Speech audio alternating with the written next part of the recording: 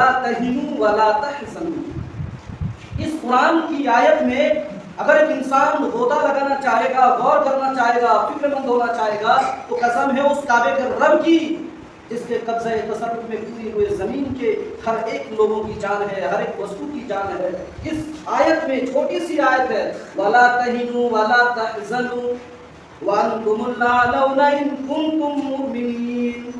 اللہ رب العالمین فرماتا ہے، اللہ تبارک و تعالیٰ دنیا کے تمام مومنوں کو خطاب کر کے فرماتا ہے وَلَا تَهِنُوا وَلَا تَحْزَنُوا وَأَنْتُمُ الْأَعْلَوْنَ إِن كُنتُم مُّؤْمِنِينَ. نہ تم گھبراؤ، نہ تم مایوس ہو جاؤ، نہ تم غم زدہ ہو جاؤ، نہ تم خوف کرنے والوں میں ہو جاؤ. وَلَا تَهِنُوا وَلَا تَحْزَنُوا، نہ غم میں مبتلا ہو جاؤ، نہ مایوس ہو جاؤ. وَأَنْتُمُ الْأَعْلَوْنَ إِن كُنتُم مُّؤْمِنِينَ، تم ہی سر بلندی پہ رہو گے، تم ہی کامیاب و کامران رہو گے، تم ہی فلاح ہو جاؤ گے، تم ہی ہر کامیابی کی منزل پہ چڑھ جاؤ گے. إِن كُنتُم مُّؤْمِنِينَ، اگر تم ایمان والے بن کے رہو گے، اگر تم مومن بن کے رہ جاؤ گے. دیکھیے کتنی بڑی بات اللہ تبارک و تعالیٰ نے کہا کہ خوف نہیں کرنا ہے، غم میں مبتلا نہیں ہونا ہے، مایوس نہیں ہونا ہے، کسی بھی چیز میں رنج و الم میں ڈوبنا نہیں ہے. تم ہی سر بلندی رہو گے، دنیا تمہاری حکمرانی رہے گی، دنیا کے ہر خطے میں، ہر قصبے میں، ہر قوم میں، ہر جگہ میں تم ہی سر بلند رہو گے. مگر شرط رکھ دیا کہ تم مومنین، اگر تم ایمان والے ہو. ایمان کے ساتھ اگر کوئی انسان اپنے آپ میں زندگی گزارے گا، ایمان کی حالت میں وہ انسان زندگی گزارتا ہے اور اللہ کا تقوی، خوف، ڈر اگر اس کے سینے میں رہتا ہے تو ان کنتم مومنین، سر بلندی رہے گی اگر مومن کی حالت میں رہے.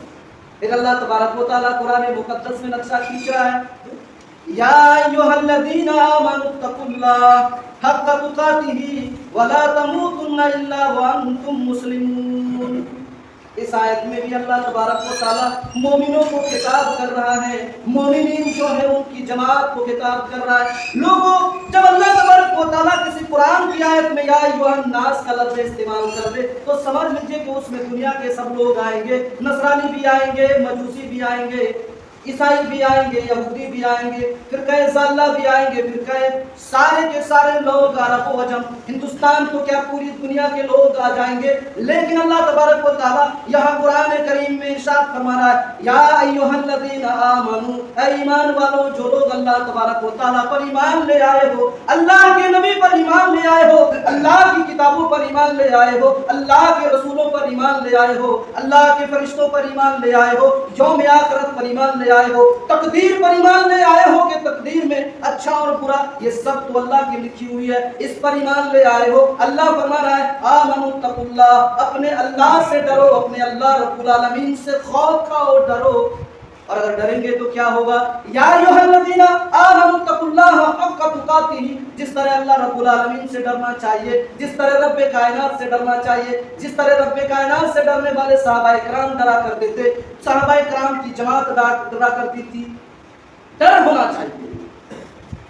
ایمان جب انسان کے دل میں جاگ جاتا ہے، جب کسی انسان کے اندر ایمان کی چاشنی جب پیدا ہو جاتی ہے، جب ایمان سے وہ انسان حرارت کرنے لگتا ہے تو انسان کو دنیا کی کسی بھی گناہ کی طرف اس کی نگاہیں نہیں جاتی ہے. ایمان ہونا چاہیے. اور کون سا والا ایمان کہ اللہ تبارک و تعالیٰ کا خوف، اللہ تبارک و تعالیٰ کا ڈر، اللہ تبارک و تعالیٰ کا تقوی انسان کے دل میں ہونا چاہیے. ایک انسان، ایک مسلمان تب انسان مومن کہلا سکتا ہے جب اللہ تبارک و تعالیٰ کا خوف اس کے دل میں، اس کا ڈر اللہ تبارک و تعالیٰ کا آ جائے گا اس کی نیت میں. جیسے ڈرتے تھے.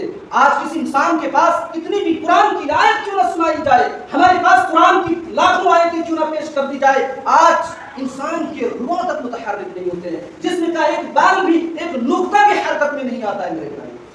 لیکن وہ دور تھا جب اللہ کی آواز سننے کو ملتی تھی. قرآن کی آیت کو چھوڑیے کہ قرآن کی آیت میں جو لفظ اللہ لکھا ہوا ہے اور لفظ اللہ کی جب اس گونج کی جب کسی انسان کے کانوں میں، مسلمانوں کے کانوں میں آتی تو وہ خوف سے وہ لرز جاتا تھا، وہ کانپ جاتا تھا اس کا دل، اور وہ لبیک کہتا تھا، اللہ اکبر کہہ کے صدائے بلند کرتا تھا. میرے بھائیو، آج ہمارے پاس ایمان کی طاقت نہیں ہے. آج ہمارے پاس ایمان ہونا چاہیے، کیونکہ ایک انسان اپنے رب سے تبھی جستجو کر سکتا ہے، اپنے رب سے تبھی سب سے زیادہ وہ لو لگا سکتا ہے، تبھی سب سے زیادہ وہ اپنے رب سے وہ قربت حاصل کر سکتا ہے جب اس کا خوف، اس کا ڈر، اس کا تقوی اس کے اندر شامل ہو اور وہ انسان مومن ہو.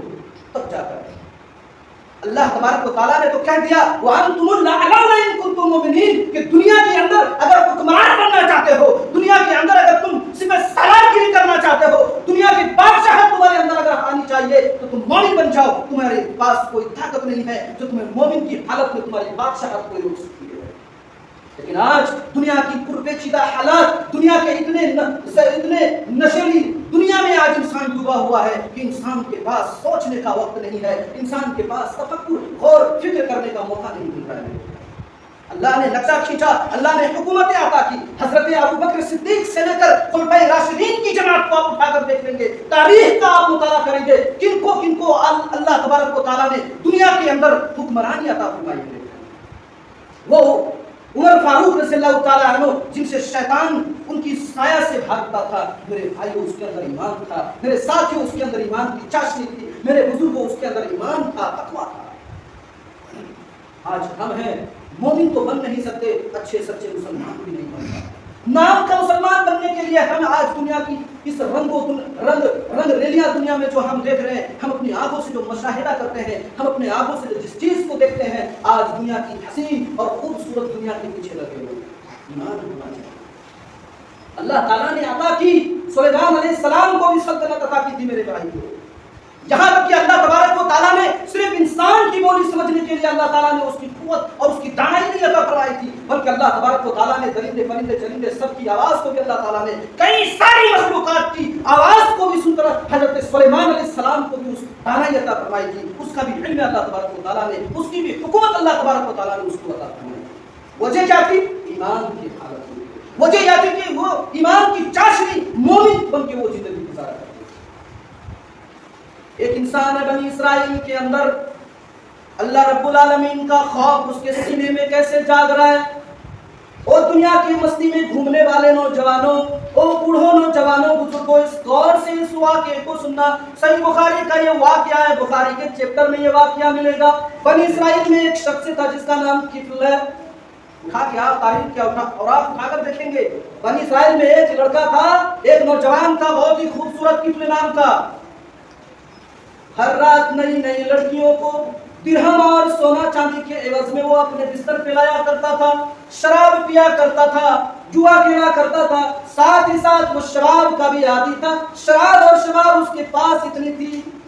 ایک دن ایک خاتون کو اس نے 7 دینار کے عوض میں اس نے زنا کے لیے آمادہ کر لیا، تیار کر لیا کہ آؤ خاتون میری خواہش کو پوری کر دو، میری لذتوں کو پوری کرنے کے لیے آ جاؤ. وہ لڑکی مجبوری میں تھی، وہ لڑکی خاتون تھی، پاک باز تھی، مجبوری میں آئی. قبلے کے 7 دینار کی وجہ سے وہ قبلے کے پاس زنا کرنے کو تیار تھی. میرے بھائیوں، جیسے ہی دونوں خلوت میں پہنچے، تنہائی میں پہنچے، اندھیرا چھایا ہوا تھا، دونوں ملے.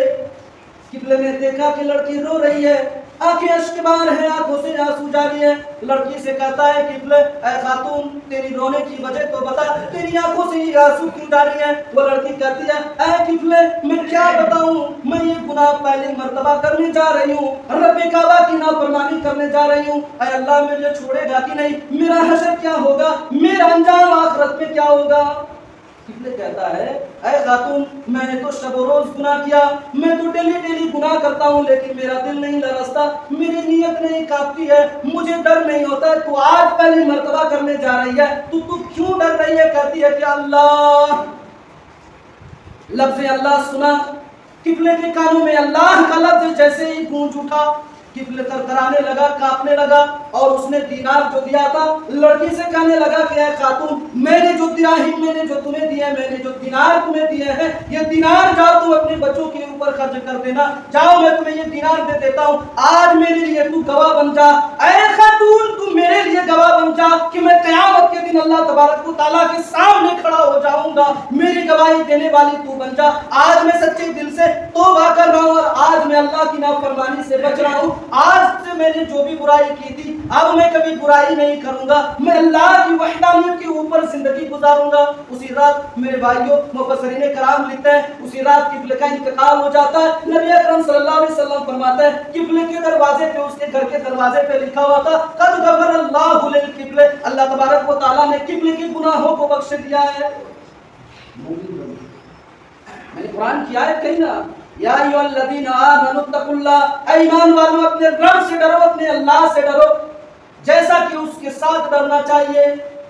کسی اندھیری گلی میں جا رہے ہو، کسی پڑوس کی بہو بیٹی کو دیکھ رہے ہو، پھر بھی وہاں پہ اللہ کا تقویٰ ہونا چاہیے۔ کسی غریب کی زمین ہڑپنے جا رہے ہو، الٹ پھیر کرنے جا رہے ہو، وہاں پہ بھی تقویٰ ہونا چاہیے۔ کسی کا مال لے رہے ہو، کسی دکاندار سے لین دین کر رہے ہو، وہاں پہ بھی تقویٰ ہونا چاہیے۔ کسی غریب سے باتیں کر رہے ہو، وہاں پہ بھی اللہ کا ڈر سامنے آنا چاہیے۔ کسی بھی جگہ پہ تم زندگی گزارو، اللہ تبارک و تعالیٰ کا خوف اپنے سینے میں رکھ کے چلو۔ اللہ تعالیٰ کہتا ہے جب ایسا کرو گے تو تمہاری جو موت آئے گی تو اسلام کی حالت میں ہوگی، ایمان کی حالت میں ہوگی۔ اور اگر کوئی انسان ایمان کی حالت میں مر جائے، اسلام کی حالت میں مر جائے، اللہ تبارک و تعالیٰ اسے جنت میں داخل فرمائے گا۔